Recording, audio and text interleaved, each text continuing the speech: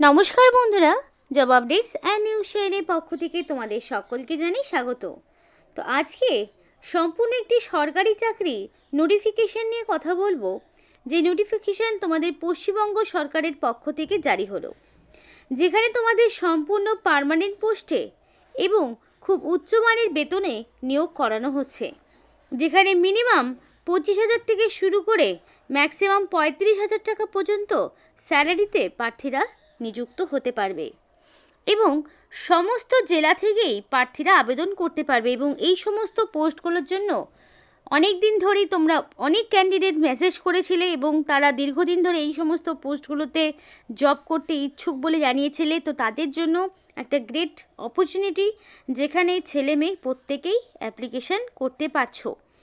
আর এখানে তোমাদের মিনিমাম শিক্ষাগত যোগ্যতা লাগবে উচ্চ মাধ্যমিক পাস, এবং সেটা যে কোনো রেকগনাইজ বোর্ডের আন্ডারে হতে পারে। তার পাশাপাশি মিনিমাম 18 বছর বয়স লাগবে। অনেকের ইচ্ছে ছিল যে উচ্চ মাধ্যমিক পাস যোগ্যতায় সম্পূর্ণ স্থায়ী সরকারি চাকরির নোটিফিকেশান, যেগুলো সাধারণত নিজস্ব ডিস্ট্রিক্টেই পোস্টিং রয়েছে বা নিজস্ব ব্লক অফিসেই পোস্টিং রয়েছে। তো সেইগুলো নিয়ে আজকে সমস্তটা A to Z আলোচনা করব। ডিটেলস সম্পূর্ণ দেখো, পোস্ট সংক্রান্ত কোয়ালিফিকেশান সংক্রান্ত সমস্তটা শেয়ার করব তোমাদের সাথে। কিন্তু তার আগে প্রত্যেকের কাছে আমি একটাই রিকোয়েস্ট জানাবো, যে যারা এখনও আমাদের এই চ্যানেলটিকে সাবস্ক্রাইব করনি, তারা ঝটপট চ্যানেলটিকে সাবস্ক্রাইব করে পাশে থাকা বেল আইকনটি ক্লিক করে দাও, যাতে করে পরবর্তী সমস্ত ইনফরমেশান পেয়ে যেতে পারো। তো চলো বন্ধুরা, দেরি করব না, এবার সরাসরি অফিসিয়াল নোটিশ নিয়ে বিস্তারিত আলোচনা তোমাদের সাথে শুরু করব। তো বন্ধুরা দেখো, অ্যাপ্লিকেশান করতে হলে তোমাদেরকে অনলাইন অ্যাপ্লিকেশান করতে হবে। তো অনলাইন অ্যাপ্লিকেশান করার যে লাস্ট ডেট, সেটা হচ্ছে মার্চের 14 তারিখ, অর্থাৎ 14ই মার্চের মধ্যে তোমাকে কমপ্লিটলি অ্যাপ্লিকেশান সাবমিট করতে হবে। তো অ্যাপ্লিকেশান অনলাইন হলেও এখানে তোমাদের দেওয়া হবে না কোনো রকমের এডিট উইন্ডো, অর্থাৎ যদি অ্যাপ্লিকেশান করতে কোনো ভুল ত্রুটি কিছু ঘটে থাকে, তাহলে কিন্তু এডিটের কোনো স্কোপ তোমরা পাবে না। তাই যখন অ্যাপ্লিকেশান করবে, সম্পূর্ণ প্রপার ইনফরমেশান দিয়ে অ্যাপ্লিকেশান করার চেষ্টা করবে। আর লাস্ট ডেট থাকছে 14 তারিখ। এবার এখানে কিছু জেনারেল ইনস্ট্রাকশন রয়েছে, যেগুলো তোমাদেরকে জেনে নেওয়া উচিত অবশ্যই অ্যাপ্লিকেশান করার আগে। No TNDA is admissible for the attending written test অথবা কম্পিউটার অথবা ভাইভা, অর্থাৎ এখানে সিলেকশন প্রসেসে যাই থাকুক না কেন, সেখানে যাওয়ার জন্য তোমাদের কোনো রকমের ট্রাভেলিং অ্যালাউন্স দেওয়া হবে না, সম্পূর্ণ নিজ খরচে সেখানে যেতে হবে।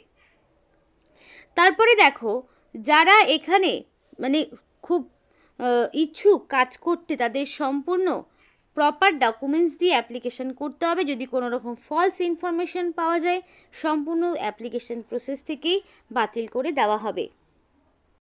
এবং ফাইনাল জয়েনিংয়ের আগে ক্যান্ডিডেটকে মেডিকেল এক্সামিনেশন এবং পুলিশ ভেরিফিকেশান করানো হবে, সেটা জয়েনিংয়ের will be done after joining, অর্থাৎ জয়েনিংয়ের পরে তোমাদের পুলিশ ভেরিফিকেশান এবং মেডিকেল এক্সামিনেশন করানো হবে, আগে করতে হবে না। এবার দেখো, এখানে আদার্স কিছু কন্ডিশন রয়েছে, যেগুলো দেখো তোমাদের বলে রেখি। মিনিমাম এবং ম্যাক্সিমাম এজ, অর্থাৎ ন্যূনতম 18 তো তোমাদের বলেছি, ম্যাক্সিমাম কি যে সেগুলো পরে জানবো, কিন্তু মিনিমাম এবং ম্যাক্সিমাম এজ যাই থাকুক না কেন, সেটা কিন্তু 1/1/2025 এই তারিখ অনুযায়ী হিসাব করা হবে, অর্থাৎ 1 জানুয়ারি অনুযায়ী তোমাদের বয়সটিকে ক্যালকুলেট করা হবে। এবং SC/ST ক্যান্ডিডেট যারা রয়েছে, সরকারি নিয়মমাফিক তারা যে ছাড় পাও তা সেগুলো পেয়ে যাবে, অর্থাৎ OBC প্রার্থীর কথা এখানে মেনশন করা নেই। সুতরাং কাস্ট সার্টিফিকেট থাকলে শুধুমাত্র SC/STরাই ছাড় পাবে বয়সের ক্ষেত্রে। এবং তোমাদের সম্পূর্ণ প্রপারলি ইনফরমেশান দিয়ে অ্যাপ্লিকেশন করতে হবে। এবং after generation of admit card print out is to be taken, অর্থাৎ এদের অফিসিয়াল ওয়েবসাইট থেকেই তোমাদের অ্যাডমিট কার্ড ডাউনলোড করতে হবে। অ্যাডমিট কার্ড কোনোভাবেই বাই পোস্টে পাঠানো হবে না। অ্যাডমিট কার্ডের লোয়ার পার্টে তোমাদের সিগনেচার থাকবে ক্যান্ডিডেটের, যেটা ইনভিজিলেটরকে দেখাতে হবে, হ্যান্ডওভার করতে হবে। এবং ক্যান্ডিডেটকে অবশ্যই অ্যাপ্লিকেশন করার পর যখন তোমাদের এক্সামিনেশনের ডেট ডিক্লেয়ার হবে তখন তোমাদের সঙ্গে অবশ্যই একটা আইডি প্রুফ নিয়ে যেতে হবে, সেটা পাসপোর্ট কিংবা অ্যাডমিট কার্ড অফ মাধ্যমিক বা তার সমতুল্য পরীক্ষা কিংবা ড্রাইভিং লাইসেন্স অথবা আধার কার্ড, প্যান কার্ড, ব্যাংকের পাসবুক, এগুলো নিয়ে যেতে হবে, নইলে তোমাদের কিন্তু ঢুকতে দেওয়া হবে না। এবং যখন ডকুমেন্ট ভেরিফিকেশান হবে তখন সমস্ত রকম ডকুমেন্টসগুলোকে সেলফ অ্যাটাস্টেড করিয়ে নিয়ে যাবে, তার পাশাপাশি সেগুলোর অরিজিনালও সঙ্গে রাখতে হবে। এবং সেগুলো কি কি? সমস্ত রকমের marksheet, residential proof, computer certificate, মানে যা কিছু হয় এই সমস্ত ডকুমেন্টসগুলো তোমাকে দিতে হবে। এবং ক্যান্ডিডেটকে রিসেন্ট কালার পাসপোর্ট সাইজের ফটো ডকুমেন্ট ভেরিফিকেশনের সময়ও নিয়ে যেতে হবে, কারণ ডকুমেন্ট ভেরিফিকেশনের সময় এই ডকুমেন্টসগুলো যদি তোমাদের সঙ্গে না থাকে তাহলে তোমাকে আর ডকুমেন্ট ভেরিফিকেশনে অ্যালাউ করা হবে না। এবং candidate without admit card and photo identity documents should not allow to enter the examination হল ডিউরিং রিটেন এক্সামিনেশন। এগুলো ছাড়া তোমাকে ঢুকতে দেওয়া হবে না। কোনো রকম মোবাইল ফোন, ক্যালকুলেটর, কোনো রকম গেজেট তুমি ইউজ করতে পারবে না রিটেন এক্সামিনেশন চলাকালীন। এবং দেখো পরিষ্কার বলা রয়েছে অনলাইন অ্যাপ্লিকেশন সাবমিট করার পরে অবশ্যই একটা প্রিন্ট আউট বের করে রাখবে, কারণ কি এই প্রিন্ট আউটটা তোমার পরবর্তীতে কাজে লাগবে ডকুমেন্ট ভেরিফিকেশনের সময়। তাই যখন এখানে রিটেন এক্সামিনেশন হয়ে গেল মানে যে তোমার সমস্ত দায় দায়িত্ব শেষ তা কিন্তু নয়, অবশ্যই সেটার প্রিন্ট আউটটা নিজেদের সুবিধার্থেই বের করে রাখবে। ইনকমপ্লিট অ্যাপ্লিকেশন সামারিলি রিজেক্ট হয়ে যাবে, তাই কোনোভাবেই ইনকমপ্লিট অ্যাপ্লিকেশন করবে না, সম্পূর্ণ প্রপার ইনফরমেশন দিয়ে অ্যাপ্লিকেশন করবে। এবং অ্যাপ্লিকেশন করতে যা যা লাগবে সেগুলো তো তোমাদের বলেই দিলাম, তাও একবার বলে দিয়ে শুনে রাখো। ফার্স্টেই রেডি রাখবে মাধ্যমিক পাশের অ্যাডমিট বা সার্টিফিকেট এজ প্রুফ হিসাবে, দেন কাস্ট সার্টিফিকেট, যদি SC ST হয়ে থাকো তবে ওবিসিদের ছাড় নেই। দেন তোমাদের সমস্ত রকম অল এডুকেশনাল কোয়ালিফিকেশনের admit plus marksheet plus certificate, তার পাশাপাশি তোমাদের রেসিডেন্সিয়াল প্রুফ হিসাবে Aadhaar card, voter ID, ration card এগুলো দিতে পারো। আইডি প্রুফ হিসাবে এগুলোই তোমার কাজে দেবে, এই সমস্ত ডকুমেন্টসগুলো তোমাকে দিতে হবে। এবার দেখো রিটেন এক্সামিনেশনে থাকছে 80 নাম্বার, তার মধ্যে কম্পিউটার টেস্টে 10 নাম্বার। এবং কম্পিউটার টেস্ট তারাই দেবে যারা রিটেন টেস্ট কোয়ালিফাই করবে। এবার কম্পিউটার টেস্টে যারা কোয়ালিফাই করবে তাদেরকে ডাকা হবে আবার 10 নম্বরের ভাইভাতে, যেখানে 1:5 রেশিওতে ডাকা হবে, অর্থাৎ একটা শূন্যপদের ভিত্তিতে 5 জন। তো সেরকম যদি তোমাদের 10টা শূন্যপদ থাকে তাহলে তোমাকে 50 জনকে ডাকা হবে। তো সেই ভিত্তিতে 1:5 রেশিওতে তোমাদের ডাকা হবে ভাইভার জন্য। অর্থাৎ 3টি স্টেজ রয়েছে, এই 3টে স্টেজের মধ্যে দিয়ে ক্যান্ডিডেটকে বাছাই করা হবে।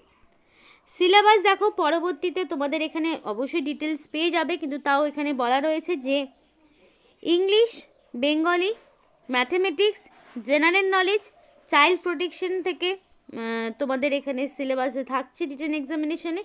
আরও ডিটেলস জানতে হলে কমেন্ট করে জানাও, আরও বিস্তারিত টপিকগুলো তোমাদের তাহলে শেয়ার করব। এবং যদি অ্যাপ্লিকেশন প্রসেসের ভিডিও লাগে অবশ্যই জানাও, কারণ অ্যাপ্লিকেশন প্রসেস এর মাধ্যমে দেখানো সম্ভব হলো না। আরেকটি বিষয়, যারা ভিডিওটি দেখছো তারা ঝটপট নিজের জেলার নাম কমেন্ট করো, তাহলে আমাদেরও সুবিধা হবে সেই সমস্ত জেলায় এই টাইপের যেই নোটিফিকেশনগুলো রয়েছে সেইগুলো তোমাদের সামনে প্রেজেন্ট করার। এবার কী কী পোস্ট রয়েছে সেগুলো এক এক করে বলি। রয়েছে সোশ্যাল ওয়ার্কার, যেখানে ম্যাক্সিমাম বলা রয়েছে 40 বছর, 18 বছর মিনিমাম, ম্যাক্সিমাম 40, 1/1/2025 অনুযায়ী বয়স হিসাব করতে হচ্ছে। ছাড় পাচ্ছে SC STরা। এর জন্য গ্র্যাজুয়েশন লাগবে, সেটা সোশ্যাল ওয়ার্ক বা সোশিওলজি বা সোশ্যাল সায়েন্স নিয়ে যে কোনো রিকগনাইজড ইউনিভার্সিটির সাথে থেকে। আর কম্পিউটার অ্যাপ্লিকেশন তোমাদের মানে কম্পিউটার জানতে হবে, কম্পিউটারে দক্ষতা লাগবে। 18,536 টাকা পার মান্থ স্যালারি রয়েছে। এরপরে রয়েছে প্রোটেকশন কাম নন ইনস্টিটিউশনাল কেয়ার বলে একটি পোস্ট, যেখানে তোমাদের ম্যাক্সিমাম 40 বছর চাওয়া হয়েছে বয়স।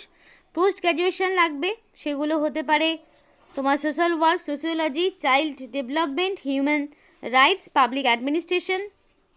তো এগুলো নিয়ে তোমার ডিগ্রি লাগবে, এক্সপিরিয়েন্স থাকলে ভালো। তাহলে 27,804 টাকা পার মান্থ স্যালারি।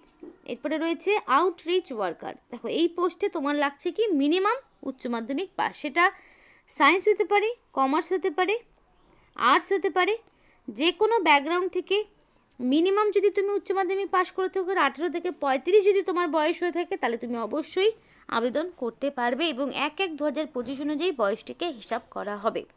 এর জন্য তোমার গুড কমিউনিকেশন স্কিল লাগবে এবং ওয়ার্ক এক্সপিরিয়েন্স থাকলে ভালো হয়। 12,000 টাকা পার মান্থ স্যালারি দেওয়া হচ্ছে। লিগাল কাম প্রভিশন অফিসার, যেখানে তোমার 18 থেকে 45 বয়স এবং গ্র্যাজুয়েট ইন ল নিয়ে গ্র্যাজুয়েট এক্সপিরিয়েন্স থাকলে ভালো হয়। আর 27,804 টাকা পার মান্থ স্যালারি, অর্থাৎ উচ্চ মাধ্যমিকের একটি মাত্রই পোস্ট রয়েছে আর বাকিগুলো গ্র্যাজুয়েশন লেভেলের পোস্ট রয়েছে। দেখো সমস্ত কোয়ালিফিকেশনের প্রার্থীরাই কিন্তু চ্যানেলের ভিডিও দেখে থাকো, তাই আমাদেরও সেই জন্যই সমস্ত রকম কোয়ালিফিকেশনের আপডেটই দিতে হয়। এবার এই কোয়ালিফিকেশানগুলো যার রয়েছে সে অবশ্যই এখানে অ্যাপ্লিকেশান করবে আমার মনে হয়। আর বাকি যারা থাকলো, যারা উচ্চ মাধ্যমিক পাশে রয়েছে তারা তো অ্যাপ্লিকেশান করছোই, আর বাকি যারা আরও বাকি থাকলো, যারা মাধ্যমিক কোয়ালিফিকেশানে চাইছো বা নর্মাল গ্র্যাজুয়েট চাইছো বা পোস্ট গ্র্যাজুয়েট চাইছো, তারা একটু ধৈর্য ধরো, আরও পরবর্তীতে বিভিন্ন আপডেট আসবে। আর অ্যাপ্লিকেশান করতে হলে https recruitment.dd.in এই যে অফিসিয়াল ওয়েবসাইটে দেখছো, এই অফিসিয়াল ওয়েবসাইটে গিয়ে অ্যাপ্লিকেশন করতে হবে।